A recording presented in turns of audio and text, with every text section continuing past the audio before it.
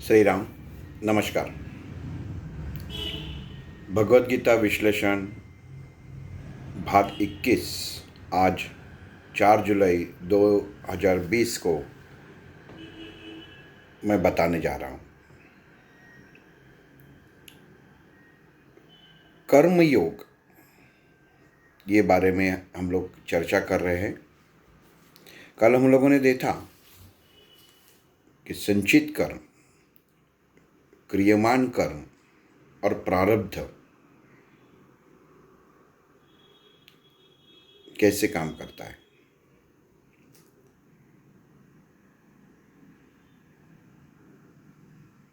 भगवान श्री कृष्ण ने अर्जुन को ज्ञान देते हुए कहा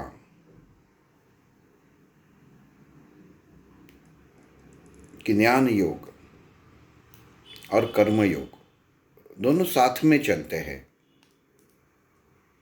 लेकिन ज्ञान योग श्रेष्ठ कहा जाता है।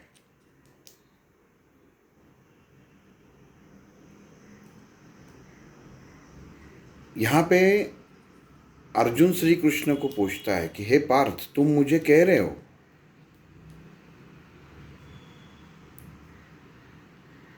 कि मैं खुद को तुम में विलीन कर दूं और उसके बाद ये युद्ध लड़ूं, कर्म करूं।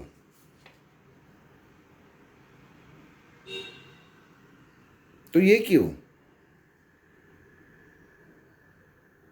जब ज्ञान योग कह रहा है कि मैं अगर मेरे परिवार लोगों को, मेरे दोस्तों को, मेरे नगरवासियों को जो मेरे सामने युद्ध के लिए खड़े हुए हैं अगर मारता हूँ तो मुझे मन की शांति नहीं मिलेगी, मोक्ष तो दूर ही रह गया। अब इंसान हर वक्त सोचने में अगर संभ्रमित हो जाता है तो उसे संभालने के लिए, उसे वो कठिन प्रश्न से बाहर लाने के लिए सद्गुरु भी वैसा ही चाहिए। परमात्मा श्री कृष्ण ने अर्जुन को जो दीक्षा दी, शिक्षा दी, उससे ज्ञान प्राप्त हुआ, लेकिन उसके मन में सवाल थे ही।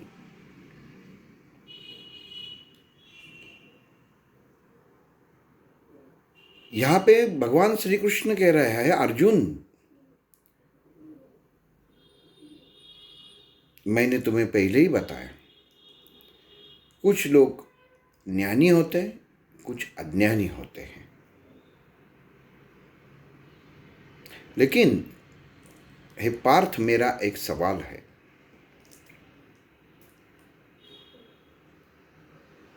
अर्जुन कहता है कि हे भगवान, हे केशव,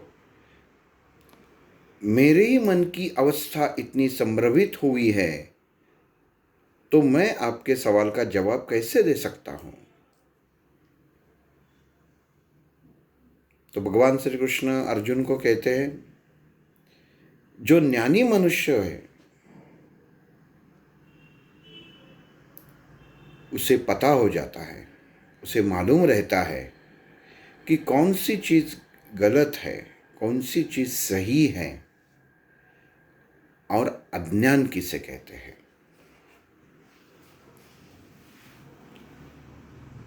ये ज्ञानी लोगों का लक्षण है।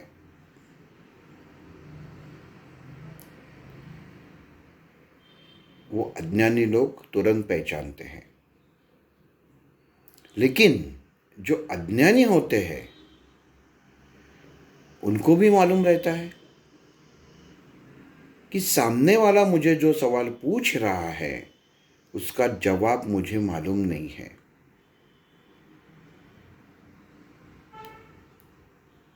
वो ज्ञान की आधार से जवाब मैं उसे दे सकता हूँ, लेकिन वो ज्ञान मुझे नहीं है।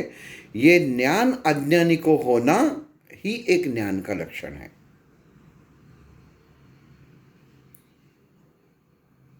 अज्ञानी को क्या मालूम है कि जो सवाल मुझे पूछा गया है उसका जवाब मुझे मालूम है नहीं है, तो मैं उसका जवाब नहीं दे सकता। ये ज्ञान भी अज्ञानी को होना एक ज्ञान का लक्षण है।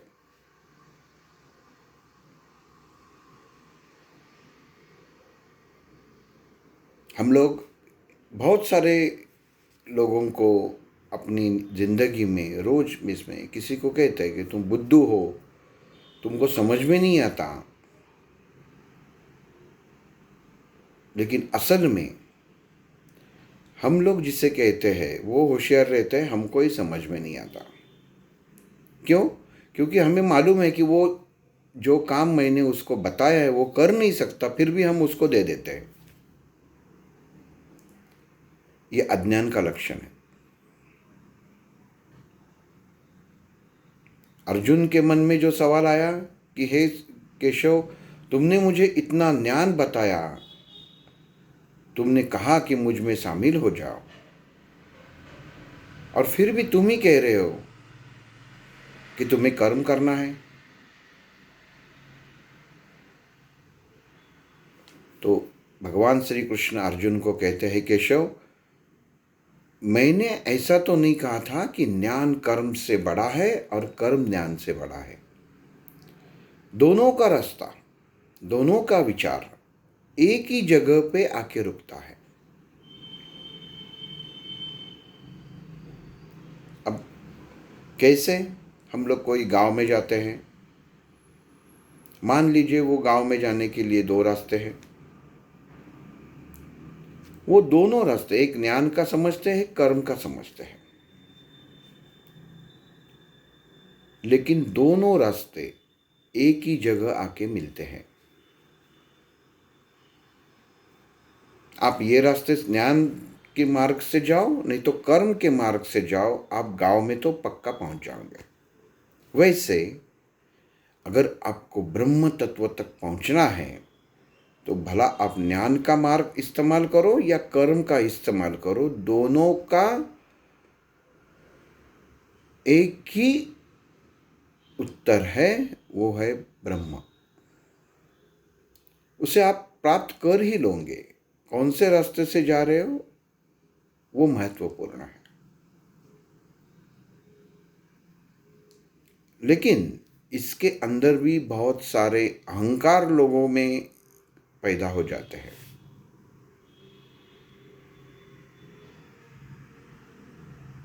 एक बार विवेकानंद जी ने आचार्य जी से प्रश्न पूछा। उनके गुरु रामकृष्ण परमहंस इनसे प्रश्न पूछा, इतने सारे योग हैं, तो आचार्य मुझे बताइए कौन सा योग इंसान के लिए सही है। अगर कल कोई मुझे पूछे कि मैं जीवन में कौन से योग से चलूं, तो मुझे उसका जवाब आना चाहिए।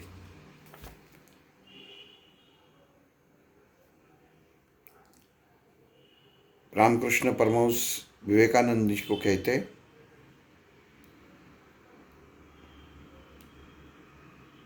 इंसान के अंदर, इंसान के मन में जो विचार उसके अंदर स्थित आत्मा से पैदा होता है, वही आत्मा परमात्मा में कैसा विलीन हो जाए ये सोचना, और इंसान के आत्मा ने सोच के द्वारा परमात्मा में विलीन होना, ये योग है जो इंसान को सही रास्ते पे लेके जा सकता है। बाकी जितने योग है उसकी अलग अलग खुद की पहचान है, लेकिन सही योग क्या है? आप कौन से भी रास्ते से चलो, ज्ञान योग से चलो, कर्म योग से चलो, भक्ति योग से चलो,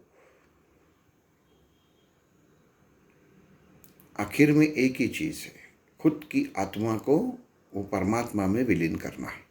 ये सबसे बड़ा योग है।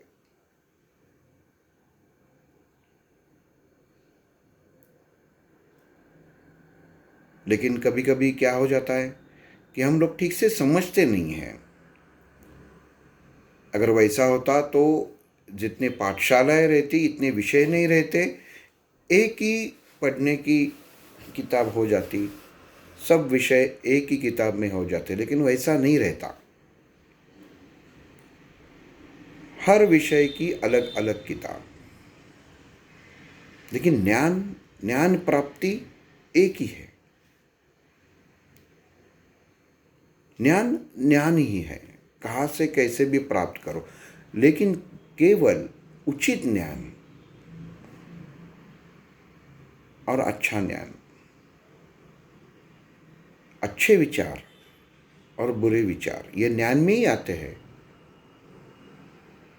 वो आपके दृष्टिकोण पे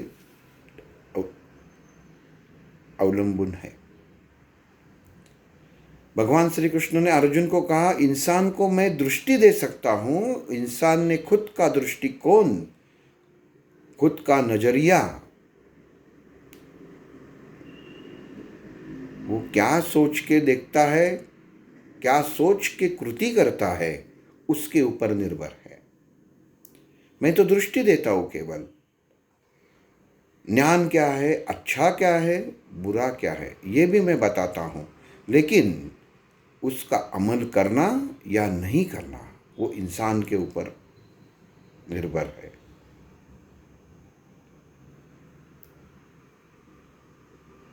अगर मैंने कहा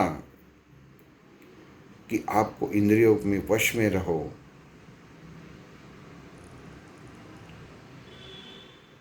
तो इंसान पूरी तरह से वो वश में नहीं रहता। एक उदाहरण बताता हूँ। हम लोग कभी कभी मंदिर में जाते हैं, प्रार्थना होती है, हम लोग हाथ जोड़ते हैं, लेकिन केवल हाथ नहीं जोड़ते। जैसे ही प्रार्थना चालू हो जाती है, हाथ जोड़ते जोड़ते हम लोग अपनी गर्दन ऐसा मान लेते हैं कि ऐसे हाथ जोड़े हुए हैं। तो अभी इंसान को एकाग्रता होनी चाहिए, लेकिन कोई ऐसा उंगली हिलाएगा, कोई ऐसा उंगली हिलाएगा, कोई मान गर्दन ऐसी करेगा। कहने का मतलब यह है कि पूर्ण एकाग्रता नहीं है। किधर ना किधर इंसान फंसा हुआ है, सोच में फंसा हुआ है। ये ठीक से समझ लीजिए।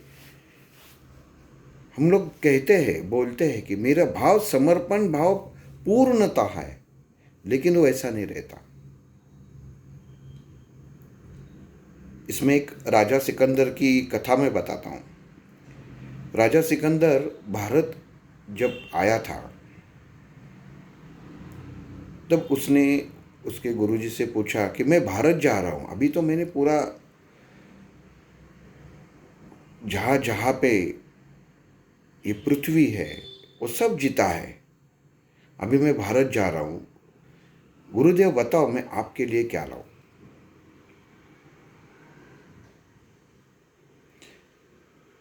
तो सिकंदर के गुरुजी उसको कहते हैं कि आप भारत जाओगे तब आपको एक साधु मिलेगा,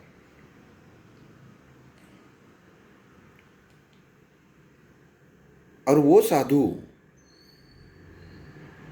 तुम्हें मेरे पास लाना है, वो साधु को मेरे पास लाना है, लेकिन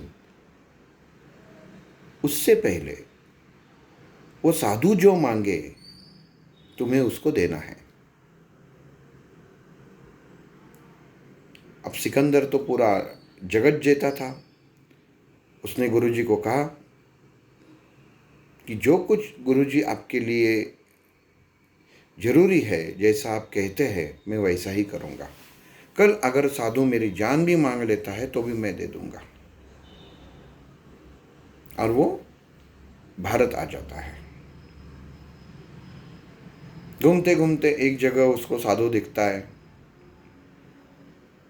और सिकंदर के मन में प्रश्न पैदा होता है, शायद ये वही साधु है।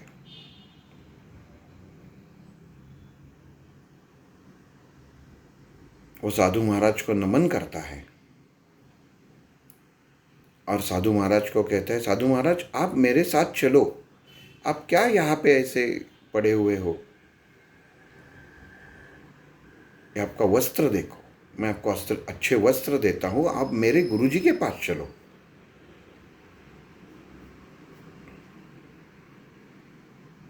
साधु कहता है, बेटा मैं तुम्हारे साथ आने के लिए तैयार हूं, लेकिन मुझे एक चीज चाहिए तुमसे, क्या तुम दे सकते हो? तो सिकंदर कहता है, आप हुक्म कीजिए, आप मुझे बताइए आपको क्या चाहिए, मैं तुरंत हाजिर कर देता हूं। अब क्या हो जाता है, कभी कभी इंसान ये भ्रम में रहता है कि मेरे पास सब कुछ है, मैं सामने वाले को कुछ भी दे सकता हूं, लेकिन ऐसा नहीं होता।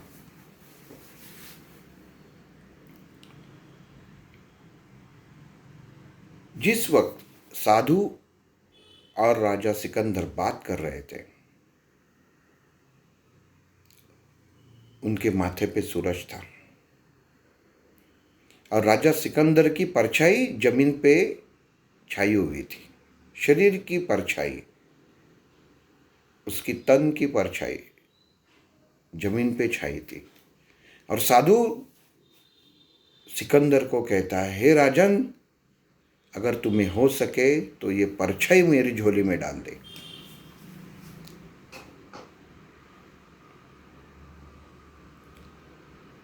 सिकंदर के पास कुछ जवाब नहीं था। सिकंदर कहता है, महाराज ये कैसे संभव है, ये असंभव है।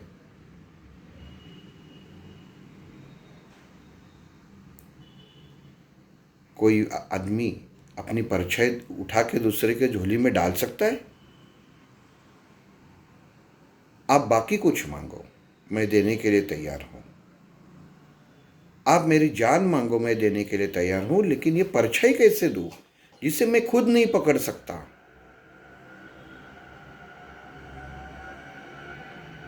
साधु हंस के बोलता है, तुमने पूरा जग पे राज किया, पूरे दुनिया पे राज किया, लेकिन खुद के मन को, खुद के परछाई को तुम पकड़ नहीं सकते।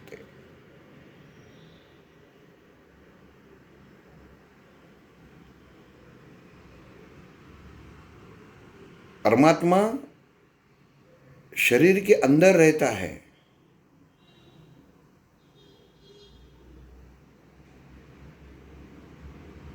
वो परछाई के जैसा दिखता भी है, वो आपका ही है, आपकी ही परछाई रहती है, आपका ही अंदर से बैठने वाला परमात्मा का प्रकाश रहता है, लेकिन आप उसे पकड़ नहीं सकते।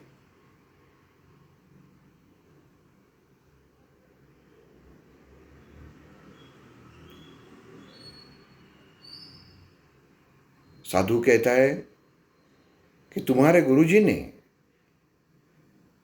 तुम्हें जो सवाल लेके मेरे पास भेजा था वो मेरे समझ में आ गया, अब ये मेरा जवाब तुम अपने गुरुजी को दे दो।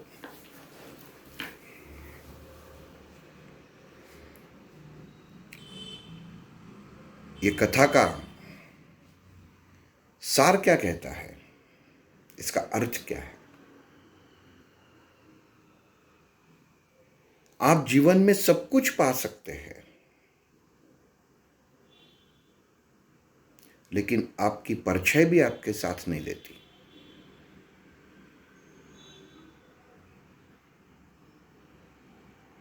वो परछाई में आपको परमात्मा दिखाई नहीं देता जो आपके अंदर बिठा हुआ है, बैठा हुआ है, जो वास करता है। जो परछाई आपको दिखाई देती है वो स्थूल देह की है आपकी।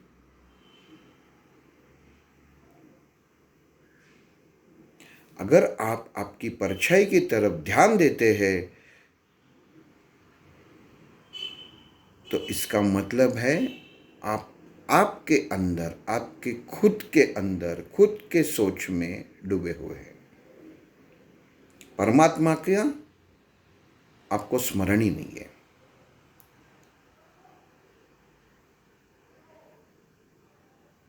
आप बोलेंगे कैसे क्या? परछाई का और भगवान का क्या संबंध है?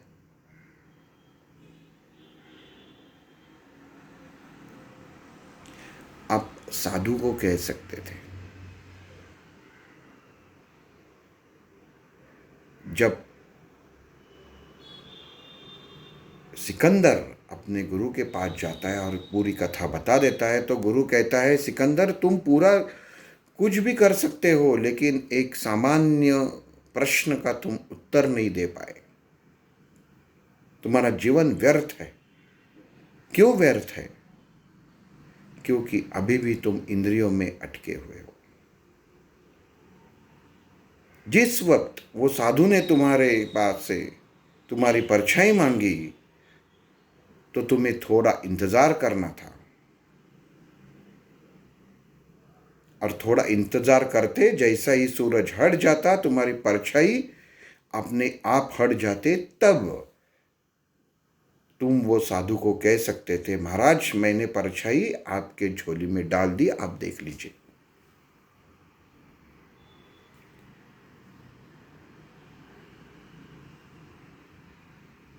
सिकंदर कहता है कि जब साधु ने मुझे परछाई दिखाई तो मुझे दिखाई दे रही थी, तो मैं साधु को कैसे बता सकता था कि उनके झोली में है? तो गुरु वही कहते हैं।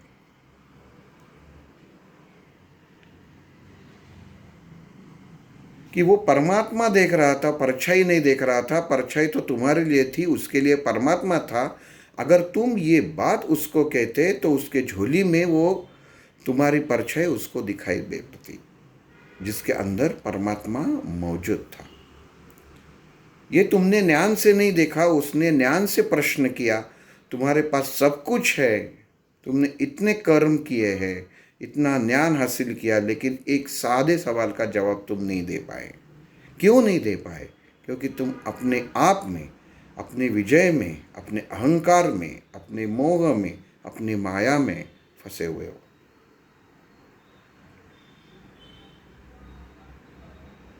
इंसान सब कुछ करता है लेकिन कर्म कैसे हो जाता है उसको पता नहीं चलता।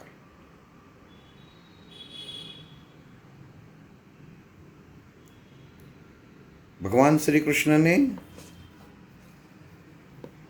भगवत गीता में कहा है, मिथ्याचारी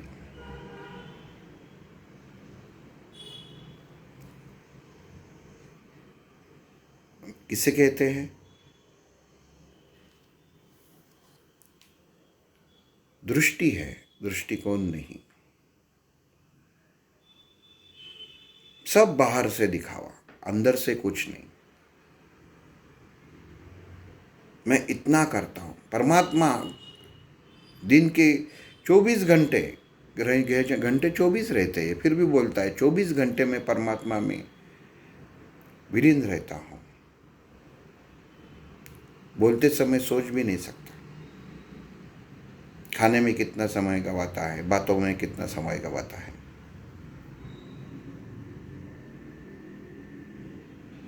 दृष्टि है, दृष्टिकोण नहीं है।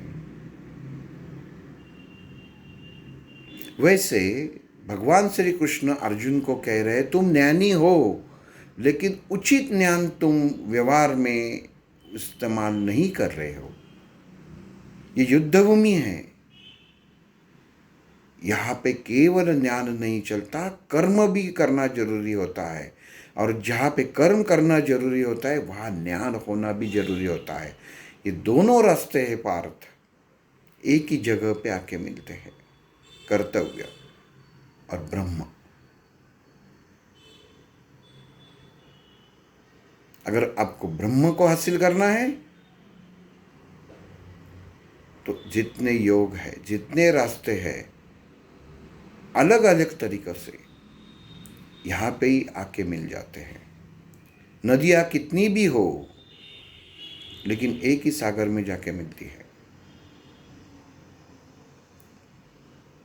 और जब वो सागर में मिलती है तो उसको नदी नहीं कहते, उसको सागर ही कहते हैं। वैसे ही अगर इंसान परमात्मा के अंदर खुद को विलीन कर देता है तो वो परमात्मा स्वरूप कहते हैं। कर्मयोग में अगला भाग कल देखेंगे। श्री राम।